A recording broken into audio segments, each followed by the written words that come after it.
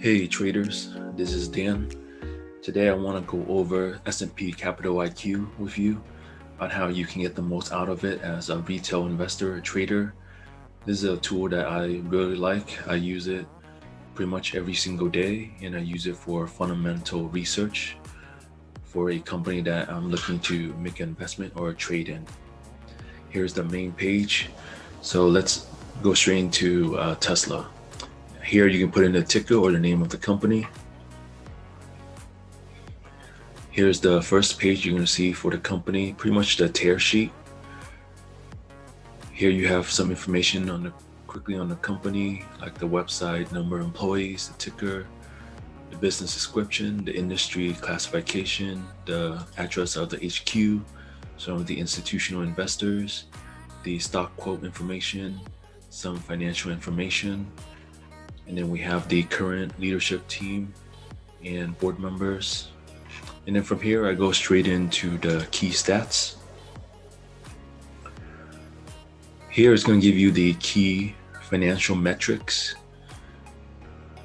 It will give you the historical numbers, and then it will give you the last 12 months data, and then the forward-looking numbers. So these are annual data, and please note that it's currently in USD. If you want to change that, go under currency, and you can change it to whatever currency you're in.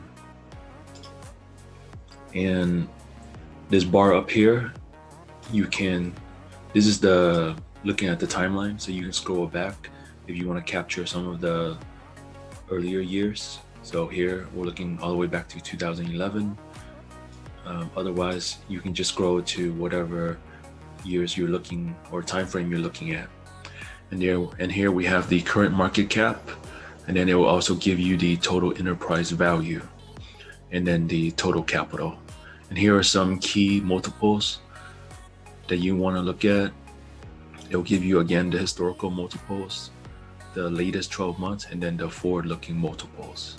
So here we have total enterprise value over total revenue, TEV over EBITDA over EBIT, and here's price over diluted EPS, price over book value, price over tangible book value. Again, these are the key financial metrics that most analysts look at. So we have total revenue, gross profit, EBITDA, EBIT, net income, and diluted earnings per share, right? You want to look at diluted earnings per share rather than the non-diluted earnings per share. And then from here, notice the tab on top here. You can quickly go into the income statement. Again, you can use this bar to put in the time frame you want. If you want to look further back, you can scroll it back. So let's look back to 2010. So here we go, we have the annual data. And note that here you can change to the period type. If you want to look at quarterly, it will give you the quarterly data. Otherwise, you can leave it as annual. And any of these things you want to look at, you want to click on them.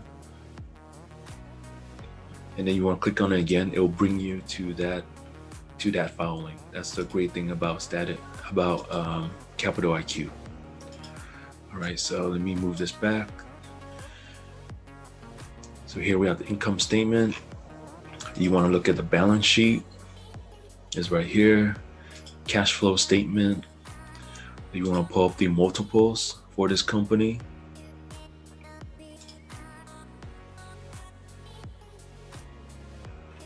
It's all right here. And all of these are modifiable, so just play around with the options. And then from here, I also look at the quick comps, which is the quick comparison. And when you go in, Capital IQ will pull up the companies that it's going to compare Tesla with automatically. That's probably based on the company's industry classification. So Tesla is classified as an automobile manufacturer. So it's pulling up the other automobile manufacturers. Now, for a quick comparison, what's important is that you pick the right comparable company, right?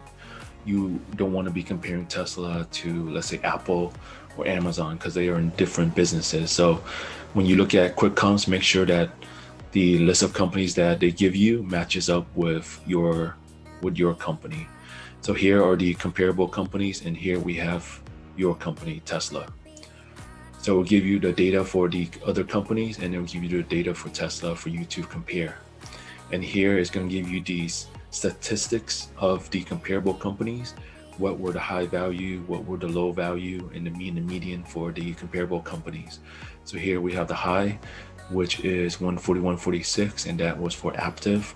The low, 0.36, and that was for BAIC Motor.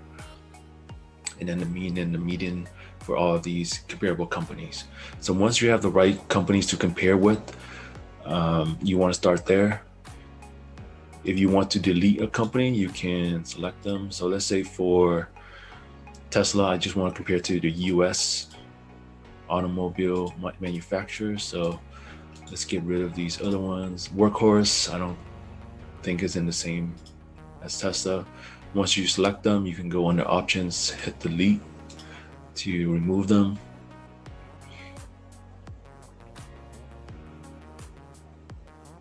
So now we're just comparing Tesla with Ford and GM. And you will notice that under summary statistics, the statistics has changed now. It's going to reflect the companies in the comparable. So now we just have Ford and GM. High was GM, low was Ford. So once you select the right companies to compare to, for me, I go into trading multiples.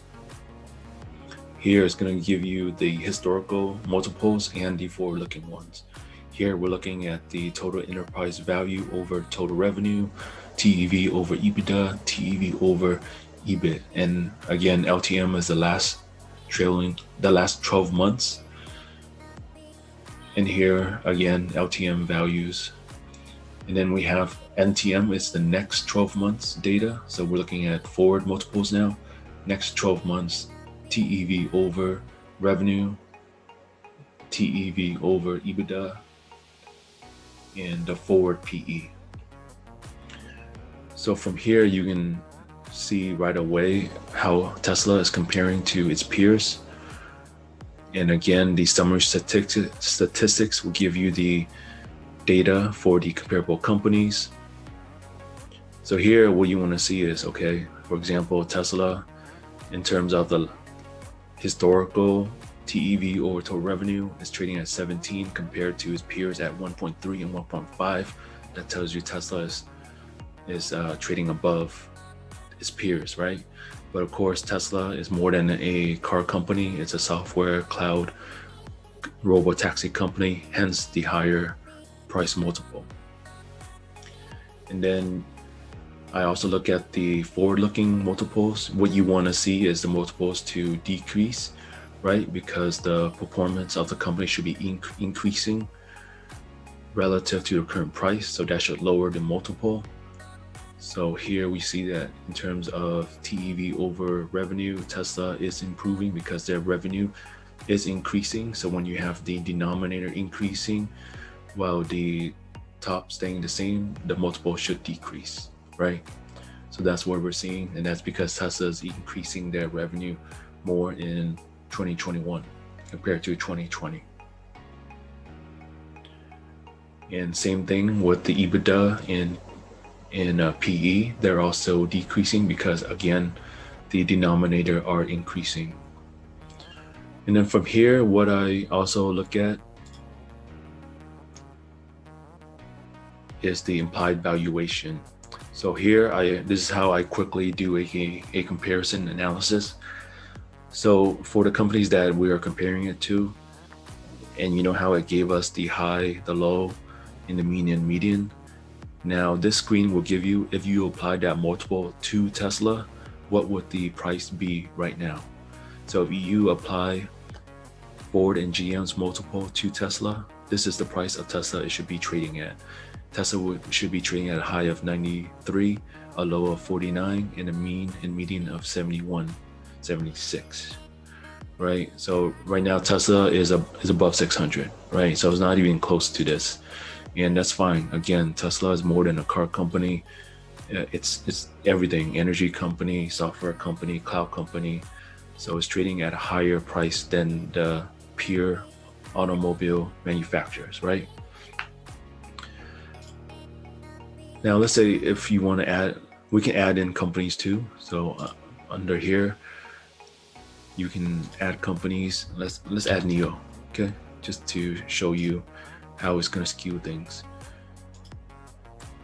Sometimes if there's only one ticker, it will automatically add it to selected entities. If not, then you can select the one you want, click the right button, and then click add to comps.